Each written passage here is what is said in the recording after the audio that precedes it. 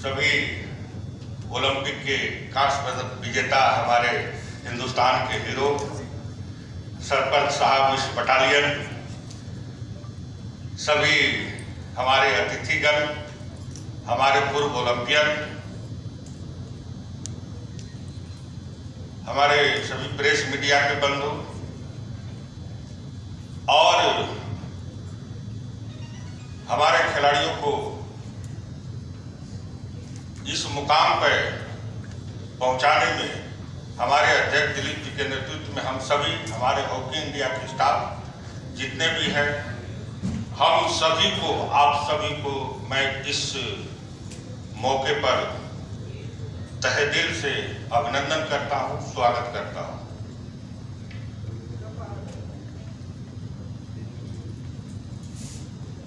हम सभी आज हमारे गोलकीपर, एक महानेता कहें या एक भारतीय हॉकी टीम का स्तंभ कहें, दीवार कहें, उनको आज सम्मानित भी करेंगे और विदाई भी देंगे, मगर हॉकी इंडिया इनको विदाई देने वाला नहीं है। आप हॉकी इंडिया के साथ ही रहेंगे, हम लोग के साथ रहेंगे। पिछले 1.5 दशक से इनका जो हॉकी में, भारतीय हॉकी के लिए जो योगदान रहा है, वो भारतीय खिलाड़ियों के लिए एक प्रेरणादायक रहा है। लोग आपको देखेंगे, आने वाली पीढ़ी जब आपको देखेगा और जब आपको याद करेगा तो बहुत चीज सीखेगा, बहुत चीज सीखने को मिलेगा। आप हिंदुस्तान के हॉकी में, ये मॉडर्न हॉकी में ऐसे योगदान करके आज आप विदा ले रहे हैं।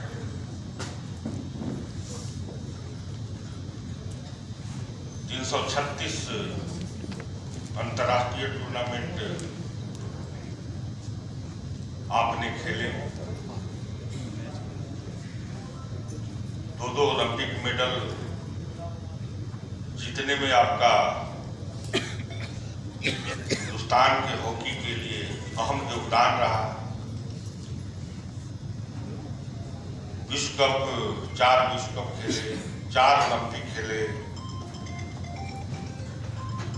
एशियन गेम भी आपने 4 खेले, उसमें गोल्ड है, सिल्वर है, ब्राउन है। कॉमनवेल्थ गेम में आप 4 बार देखिए। इसके अनेकों टूर्नामेंट में आपका हिंदुस्तान के हॉकी के लिए, हॉकी में जिसमें हिंदुस्तान कई एक जगह अच्छा परफॉर्मेंस भी किया, कई जगह आप वैसे दौर से भी गुजरे। मुझे याद है 2012 लंदन ओलंपिक, उस समय भी आप गोलकीपर थे, वो दौड़ भी आपका देखा। और उसके बाद जापान ओलंपिक में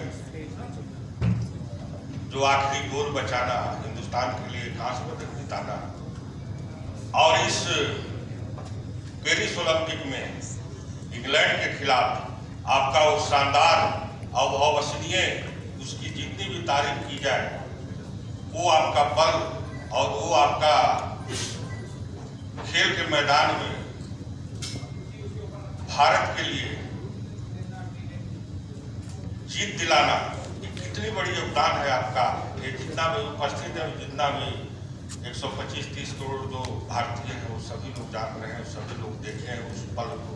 इसके लिए आपको सिरजेश तहे दिल से हॉकी इंडिया की तरफ से, हॉकी इंडिया परिवार की तरफ से और पूरे हॉकी जितने भी भारत में हॉकी खेलते हैं खिलाड़ी, या हॉकी से जो प्यार करते हैं, या जो हॉकी के फैमिली हैं, बिहाफ ऑफ हॉकी इंडिया की तरफ से मैं आपको सभी की तरफ से आभार व्यक्त करना चाहता हूं। आपको धन्यवाद।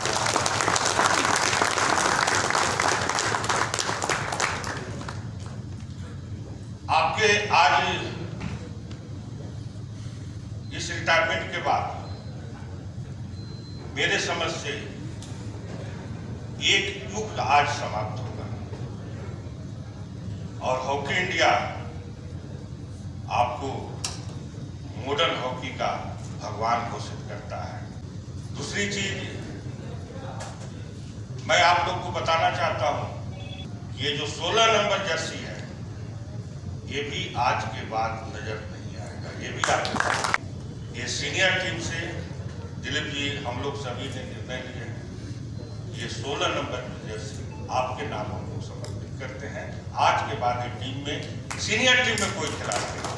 और मैं जैसा आप लोग को बताना चाहता हूं कि सीरियस हमारे जूनियर हॉकी टीम के मुख्य कोच होंगे, ये उसको स्वीकार कर लिए हैं और जूनियर हॉकी टीम में 16 नंबर नहीं हटेगा। जूनियर हॉकी टीम में 16 नंबर रहेगा कि दूसरा सीरियस खुद पैदा करके हिंदुस्तान की तिरंगा को बुलंदित करेगा। मैं ये सब चीजें जो आपको बोल रहा हूं और हम लोग को हॉकी इंडिया के जितने भी लोग हैं, हम लोग को पूर्ण विश्वास है कि आने वाले समय में आप जूनियर में ऐसे खिलाड़ी को पैदा करेंगे, ऐसे खिलाड़ी को आगे लाएंगे, खुद अपने जैसे हिंदुस्तान के हॉकी के लिए कि 2028 ओलंपिक में हम लोग जो चूक गए हैं अबर बार नहीं चूकेंगे, अबर बार गोल्ड लेके जरूर आएंगे। बहुत की टीमें जब यहाँ से चली थी, क्या अनुमान लगा रहे थे लोग, क्या सोच रहे थे, वो चीज तो हम लोग नहीं जान रहे थे। ज्यादा पर्सनली हम लोग मीडिया से या किसी लोगों से उतनी ओलंपिक के पहले उतनी चर्चाएं नहीं करना चाह रहे थे, मगर हमारे कोच थैंक यू वंडर सीरजेश से या हमारे कैप्टन हरमनप्रीत से बराबर बातें करते रहते थे। मगर हरमनप्रीत बधाई हो, पूरी टीम को बधाई हो सरपंच साहब, आपकी टीम ने शानदार परफॉर्मेंस की, आपको और आपकी पूरी टीम को हॉकी इंडिया की तरफ से बहुत बहुत आभार, धन्यवाद। और अगला ओलंपिक में पूरे हिंदुस्तान गोल्ड की उम्मीद कर रहा है और वो जरूर आना चाहिए, मुझे पूर्ण विश्वास है। जैसा आप लोग खेल रहे हैं मुझे मालूम है वर्ल्ड में आपका कोई टक्कर नहीं है, ये बहुत। और अगला टारगेट वो वर्ल्ड कप हो और वर्ल्ड कप आप लोग जीत के इस तिरंगा को, इस भारत मां की शान को बढ़ाएं। आपको फिर से सीरजेश बहुत बहुत धन्यवाद। आपने हॉकी में आपका योगदान अतुलनीय है। आपकी जितना भी इस विषय में हम लोग बोले, जितना भी कहें वो कम होगा। आप आने वाले समय में हमारे जूनियर खिलाड़ियों को और हम सभी के साथ बराबर रहेंगे। बस यही एक खुशी है कि आप हम लोग के बीच ही रहेंगे, हम लोग के साथ रहेंगे। भगवान आपको स्वस्थ रखे। धन्यवाद। The challenges were clear. There was obviously a real disappointment in post World Cup, and there was a huge ambition and hunger to do well. And I think that was always the main ingredient, was that there was still a drive and a desire to get back on the podium and to achieve again. And I think when you look across the squad, when I first joined, there were 39 players that had a very successful Pro League campaign, and I think the biggest challenge was just to get back on track, set a vision, a really bold vision around getting back on the podium in the Olympics and the World Cups, and I think we did that. I think we showed that we have the ingredients to play at the top level. That semi-final was very, very close. And I think everyone can agree we played an Indian brand of hockey that was exciting, and it was based in defense, and we could counter-attack, and we did score some really good goals, and we can compete at the top level, that's for sure. I don't think that just happened in that game. I think that was 14 months of a real honest conversation with a group of guys to say, right, we need to be ready for anything. We'd had some difficulties in a tour to Australia, which was not easy, and we didn't get the results we wanted there, but at the same time we downloaded a lot of information about ourselves and against Australia. And before that quarterfinal, we had one of our best games. We beat Australia. And we deserved it, and we probably should have won that game 4-1, not 3-2. And I think that's, the performance against Belgium was also very good. We made 2 mistakes, they scored 2 goals, but at the same time, we were fit, we were connected and composed, but we needed to put in a good, consistent 60 minutes against Australia and not respect them and not, you know, put them on a pedestal waiting for them to play their A game, you know, and I think we thoroughly deserved that result, and that confidence just took us straight into the stratosphere, and that was exactly what we wanted. Oh man, that match. That semi-final will go down for a long time in what if, how we, you know, could have approached it. If we played it again tomorrow, what would we do differently? But to be honest, we just couldn't find the net. We tried everything. And so, Don't say it, please. no, I suppose that's just the raw emotion of wanting the boys to stand in the final. And I think everyone here knows how close we were. And the boys know, and they know they can play in that game. Like, to pick up a team to play the third, fourth, it's not easy. That's probably one of the hardest games that we played. You know, one of the hardest games I've been involved in, because no one wants to finish fourth. But at the same time, I think, you know, there was huge leadership from everyone, and they decided, okay, we're not leaving here without getting that bronze, you know, and all credit to them. But just a massive thanks to the staff. I mean, this is a huge effort. The bigger the dream, the bigger the team. And we also have one of our members of staff who's not here, Red, who had a massive impact on the group, and he moves on. But just thanking the staff for everything. The players know what goes on behind the scenes. It's huge. So, well done, guys. And it's just the start. So hopefully, you know, we go to ACT. It's not too long away, 8th of August or something like that. So yeah, we've got another tournament to sink our teeth into. But ultimately, we're building for 2026 World Cup, 2028 LA, and we want to have consistent success in those tournaments. He wears his heart on his sleeve. You'll know when he's not happy, and you'll also know when he's happy. So that's the beautiful thing about him. At the same time, he's a gifted hockey player. He has a talent. He's shown that talent, but he also hasn't sat on his laurels. He's actually worked hard to improve himself, because you can't stay at the top of goalkeeping if you don't improve, and if you don't know yourself and know how to get better and where your team needs you, because goalkeeping is a tough job, because you make one mistake, it's 1-0. Striker makes a mistake, misses the target, it's a 16. You know, so there's a totally different dynamic to that, and you've got to love your keeper, and we really love Shri. So he was immense for us, and he came up trumps, and I think this is just the least we can do for you, Shri, is just honestly celebrate your career, and we look forward to you wherever you go or however you get involved. We don't want to lose you, and you're always welcome back whenever you want to come back. 40 crore public hockey से प्यार करती है, और जितना hockey से प्यार करती है हम सभी सिरजे से प्यार करते हैं, ये तो हम मानेंगे। जर्नी 2003 जुलाई, ट्रिवेंड्रम, एक लड़कों के बीच में खड़ा था, हाइट पूछा, उसमें सबसे लंबा। उनके कोच से पूछा कि ये किस पोजीशन पे है, उन्होंने कहा ये गोलकीपर है।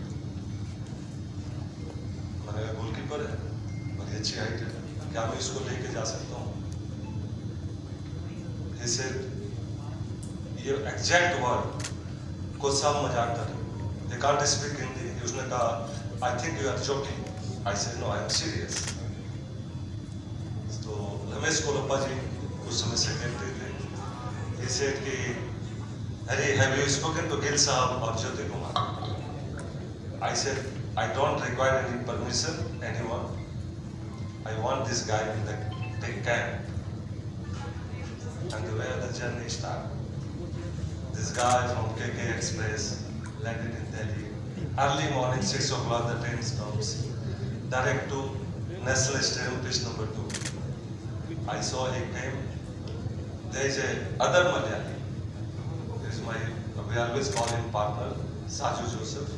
He was our physio, he was our strength and conditioning coach, he was our video analysis, all in one.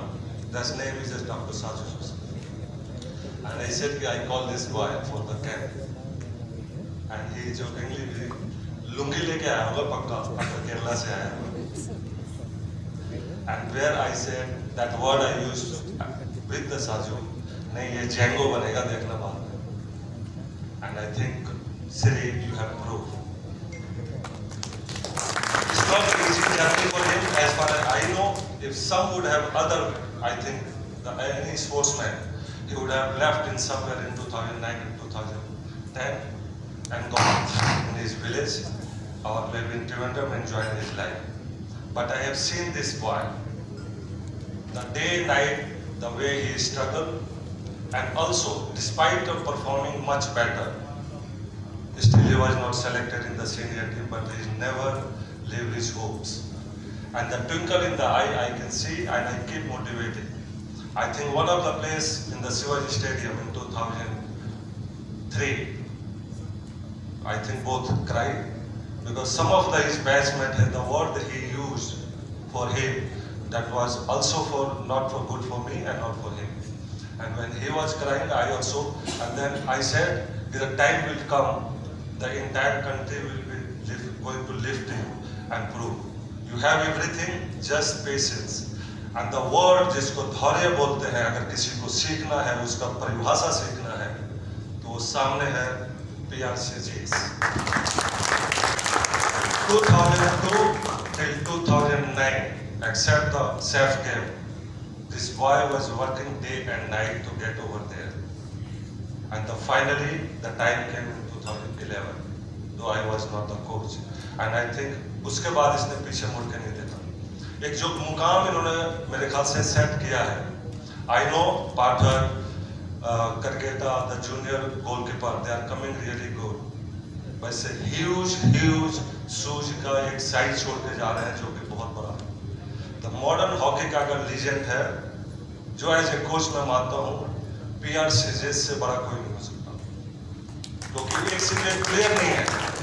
He is the best human being, best motivator, determination, एक भूख, हर मैच में एक भूख, और ऊपर से आप गोलकीपर जो एक थैंक्सलेस जॉब होती है उसको मेंटेन करना. इसके लिए मैं सिर्फ 2 शब्दों से हॉकी इंडिया को तहे दिल से धन्यवाद देना चाहता हूँ. दिलीप भाई को, द लेजेंडरी भोलानाथ जी को, सेलर को, इन रिटायर टीम को, first time in the history one hockey player is getting the farewell. This boy deserve more than I thank you for hockey India and entire organizing this thing. अब मैं ज्यादा नहीं बोलूंगा क्योंकि ये एक बहुत इमोशनल घड़ी है मेरे पास. जब परसों मेरे पास है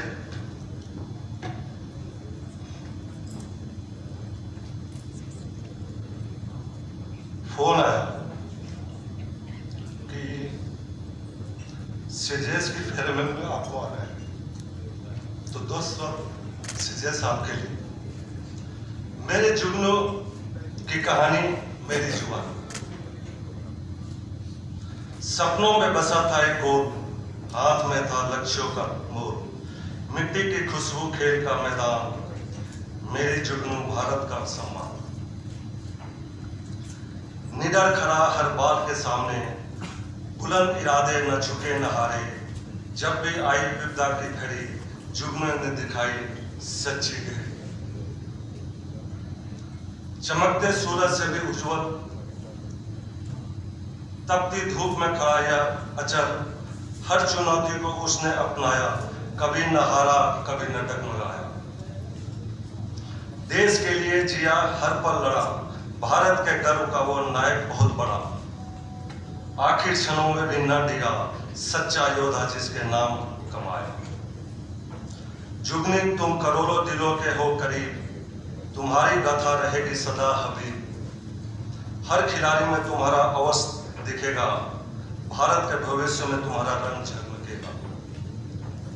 मेरे प्रिय अनुज, मेरे प्रिय अनुज श्री प्रिया श्रीजेश। जय Hind.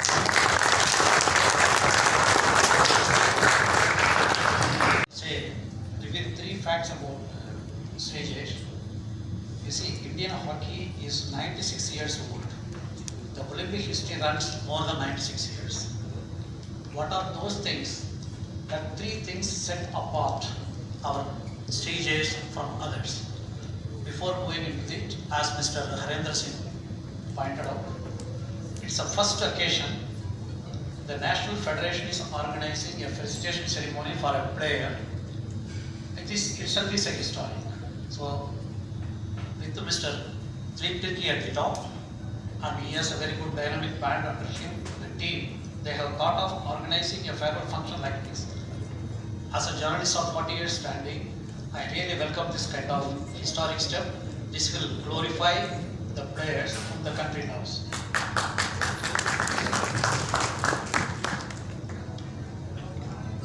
You know, I am taking interest in history and numbers. I am going to the numbers now. I am just reading out so that there may not be any mistake. As many as 27 goalkeepers have represented India in 22 editions of the Olympic Games. Before Paris 2024, just 3 of those played in 3 Olympics. Richard Allen, Ranganathan Francis, Shankar Lakshman, all in the pre-artificial area. That means they played on the grass. Just 5 goalkeepers featured in 2 Olympics before Paris 2024. Of those, just 3 did duty in the artificial turf area. They are Veer Bahadur Chhatri, K.B. Subbaiah and Devesh Chauhan. They played twice on turf. Srijesh surpassed all before him when he stepped onto the pitch in Paris. How it is? The wall he is known has stood firm in 4 Olympic campaigns, created an enviable record that will be difficult to surpass. Since 2016 Rio Olympics onwards, teams opted for only 1 goalkeeper. This has meant Srijesh has played in all 22 matches at Rio, Tokyo and Paris put together. In addition to that, at 2012 London Olympics, he played 4 matches. It takes a total of 26. His 26 Olympic caps are the most played by any Indian goalkeeper, surpassing 20 by Shankar Lakshman. Shankar Lakshman played 3 Olympics, 1 Olympics he played 9 matches. As Olympic matches, as far as goalkeeper is concerned, 20 matches was a record. Now Srijesh has crossed that, broken that record. I hope it will take decades and decades to surpass this record. Overall, he has set 3 historical records. Number 1, everybody knows. He is the only Indian goalkeeper to figure in 4 Olympic Games. This everybody knows. His 26 Olympic caps are the most played by an Indian goalkeeper, surpassing 20 by Shankar Lakshman. The third one is the only Indian goalkeeper who won Asian Games twice. Only goalkeeper who got Asian Games gold medal twice on his shoulders. These are the 3 things record. There is a 4th record that only he can tell that. You see, nowadays a lot of talk going on weight of the player. You know, we lost 1 medal because of that 100 grams. I don't know, Mr. Srijesh, how many grams or kilograms you lose on each match. Now, considering you played 26 matches in the Olympics, I don't know how many kilos you lost, how quickly you regained it. If it can be worked out, that will be the 4th record you will be setting in the history of Indian hockey. And thank you, Triptiki and the Hockey India team for giving me this opportunity, and take this opportunity wishing Srijesh all the best in whatever he does in his future. Thank you so much.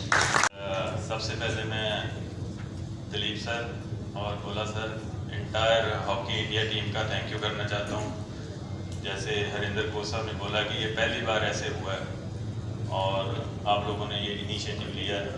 Sreejesh का जो farewell function आपने रखा है, तो हम सभी appreciate करते हैं इस चीज़ को।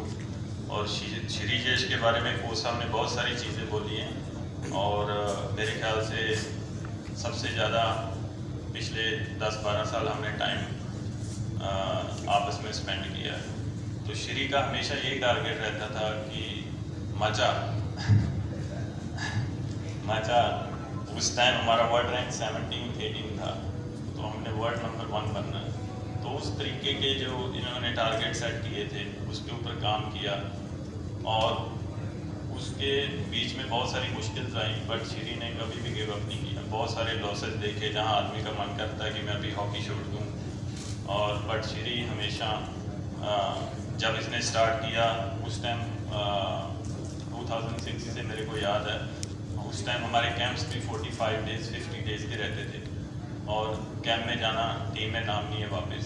15-20-30 कैंप ऐसे लगाए, बट उसके बाद जब श्री जेश कंटिन्यू इन्होंने गिव अप नहीं किया, कंटिन्यू उसके ऊपर हार्ड वर्क किया अपने स्किल्स के ऊपर। तो मैं कहूँगा कि ये अकेले ही मेरे को विश्वास होता था जब हम खेलते थे, श्री बोलता था कि आप शूट आउट पे मैच ले आओ, मैं अकेला जितवा दूँगा। तो उस तरीके की मेरे ख्याल से श्री ने जो एक एग्जाम्पल सेट की है हमारे यंगस्टर्स के लिए, एक अच्छी छाप छोड़ी है, तो वो मेरे ख्याल से एक प्रेरणादायक है। और उसके बाद श्री को मैंने कभी भी ग्राउंड में 10 साल के करियर में मैंने कभी भी इनको रेस्ट लेते हुए नहीं देखा, हमेशा ग्राउंड में। और उसके बाद मैं कहूँगा कि